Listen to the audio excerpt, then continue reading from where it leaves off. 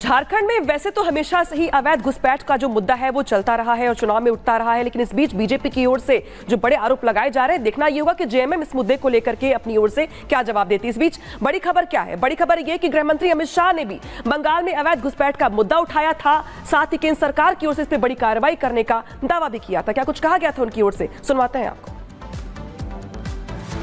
कानूनी आवाजाही की व्यवस्था न हो तब आवाजाही अवैध रूप से होती है, और जब अवैध रूप से आवाजाही के रास्ते खुलते हैं वो बंगाल की, भारत की शांति को बहुत क्षति पहुंचाते हैं। मैं आज बंगाल की जनता को कहकर जाता हूं, 26 में परिवर्तन कर दीजिए, इस घुसपैठ को हम पूर्णतया रोक कर दम लेने वाले हैं। और शांति बंगाल में तभी हो सकती है जब एक घुसपैठ रुक जाए। गृह मंत्री अमित शाह को भी आप सुन रहे थे और एक बार फिर से इसी तरह के आरोप लग रहे हैं। मौजूदा सरकार कुछ नहीं कर रही, बीजेपी आरोप लगा रही है। और ये बड़ी खबर भी आपको बता रहे हैं कि झारखंड चुनाव के बीच अब डेमोग्राफी का मुद्दा उठते हुए नजर आ रहा है कि डेमोग्राफी लगातार बदल रही है, घुसपैठियां आ रहे हैं, उसके बावजूद सरकार कुछ नहीं कर रही। सरकार सब जानती है, बीजेपी का यह दावा है।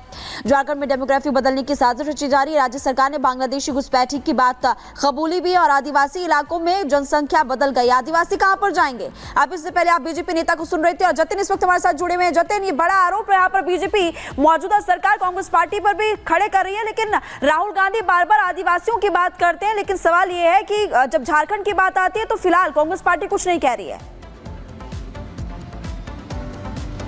आज बिल्कुल देखिए, निशिकांत दुबे ये जो दावा कर रहे हैं वो एक सरकारी चिट्ठी के आधार पर कर रहे हैं और ये चिट्ठी 2023 की है। इसमें साफ तौर पर बताया गया है कि कैसे जो समतल परगना है वहां पर एक तरीके से आबादी एक पर्टिकुलर समुदाय की वो 15% होगी और पिछले कुछ सालों की बात करें तो ये आबादी बहुत तेजी से बढ़ी, जो कि 4% थी अब 15% हो गई है। तो 11% की जो आबादी बढ़ी है उसको बांग्लादेशी रिफ्यूजी के तौर पर देखा जा रहा है और इस तरीके के एलिगेशंस उस स्पेशल ब्रांच की चिट्ठी पे लिखे हुए। ये भी बताया गया कि कैसे उनके vote bank, voter ID card, तमाम आधार कार्ड जो चीजें हैं वो एडमिनिस्ट्रेशन द्वारा वहां पर बनाए गए। तो कहीं ना कहीं आदिवासियों की जमीन पर बांग्लादेशियों के कब्जा होने का आरोप बीजेपी लगा रही है। और आपने अमित शाह की भी बातें सुनी, जब वो चुनाव प्रचार के दौरान पहुंचे थे झारखंड तो उन्होंने भी इस बात का जिक्र किया। लेकिन राहुल गांधी अक्सर ये बोलते हैं कि वो आदिवासियों के साथ खड़े हैं, लेकिन आंकड़े कुछ और बता रहे हैं। आंकड़े बता रहे हैं कि कैसे आदिवासियों की जो एक तरीके से संपत्ति है, जो उनकी जनसंख्या है वो लगातार कम हो रही है, लेकिन घुसपैठ के जरिए जो लोग वहां पर पहुंच रहे हैं उनकी संपत्तियों पर कब्जा कर रहे हैं। और इसी तरीके के आरोप निशिकांत दुबे भी लगाते हुए नजर आ रहे हैं। झारखंड में चुनाव है जिसको देखते हुए तमाम जो सरगर्मी है इन मुद्दों को लेकर चल रही है। एक तरफ जेएमएम दी झारखंड में जो आदिवासी वोट है उनका वो कोर वोट बैंक है, लेकिन उसमें अब बीजेपी जिस तरीके के मुद्दे लेकर सामने आ रही है और ये मुद्दे उन आंकड़ों के आधार पर है जो कि जमीनी स्तर पर देखने को मिल रहे हैं। अमित शाह की बात सुन लीजिए, निशिकांत दुबे की बात सुन लीजिए, शिवराज सिंह चौहान की बात सुन लीजिए, जो भी झारखंड में चुनाव प्रचार करने वहां पर पहुंच रहे हैं वो इन मुद्दों को लेकर जनता के बीच में जा रहे हैं कि कैसे आदिवासियों के अधिकार, उनकी संपत्ति, उनके रहन-सहन। और ये कोई मुद्दा सिर्फ यहाँ पर नहीं है, बांग्लादेशी घुसपैठ का जो मुद्दा है जतिन वो देखने को मिलता है।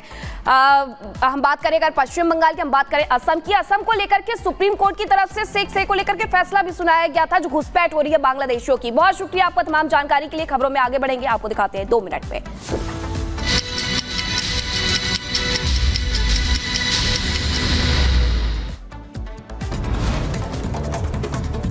इजरायली सैन्य हेलीकॉप्टर ने लेबनान में दागा रॉकेट। लेबनान के स्वास्थ्य मंत्रालय के अनुसार दक्षिण लेबनान के सिडोन में 8 लोग मारे गए, 25 लोग घायल हो गए। सिडोन में हुआ हमला है। इजरायली हमले में 3 लोगों के मारे जाने की खबर। हिजबुल्लाह और इजराइल में जंग के बीच इस शहर पर पहला हमला।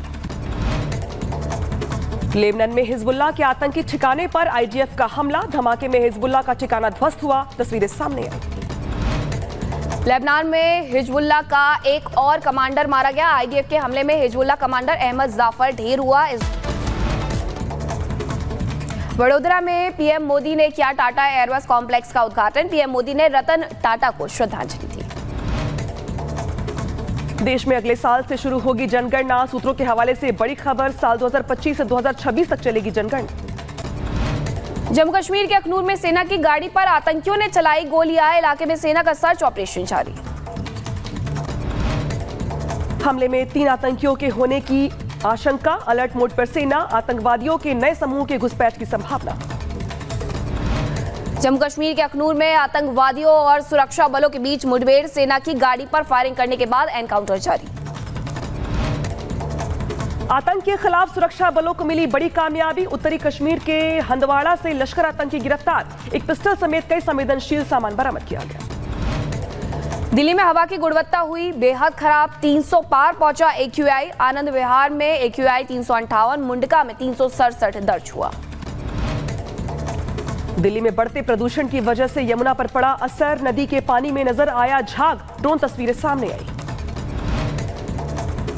ताज नगरी में भी खराब हुई आबो हवा, सुबह सुबह ताजमहल के पास नजर आई धुंध, प्रदूषण बढ़ने की वजह से लोगों को करना पड़ रहा है परेशानियों का सामना। दिल्ली की खराब हवा को लेकर शहजाद पूनावाला का आप पर बड़ा हमला, कहा समाधान के बजाय प्रदूषण देती है आप, प्रदूषण के लिए हिंदुओं को क्यों दोषी ठहराया जाए। उत्तर प्रदेश में पुलिस कस्टडी में हो रही मौत पर अखिलेश यादव का ट्वीट, कहा पिछले 16 दिनों में हिरासत में मौत का दूसरा समाचार मिला, सरकार को पुलिस हिरासत का नाम बदलकर अत्याचार गृह रखने को कहा। पुलिस कस्टडी में मौत मामले पर बोले डिप्टी सीएम ब्रजेश पाठक, सरकार पीड़ित परिवार के साथ खड़ी है, जो दोषी पाए जाएंगे उन पर कड़ी कार्रवाई होगी। उत्तर प्रदेश सरकार में मंत्री दया शंकर सिंह ने सपा पर साधा निशाना, कहा सपा परिवार पूरी तरह सत्ता केंद्रित है, साथ ही बोले शिवपाल यादव का परिवार लिमिटेड कंपनी है। तिरुपति में एक बार फिर बम की धमकी, इस्कॉन मंदिर को बम से उड़ाने की धमकी भरा मेल मिला, मौके पर बम स्क्वाड की टीम और डॉग स्क्वाड ने निरीक्षण किया। मुंबई के बांद्रा टर्मिनल पर भगदड़ का सीसीटीवी फुटेज आया सामने, ट्रेन में चढ़ने के लिए उमड़ी थी सैकड़ों लोगों की भीड़, कई लोग हुए थे घायल।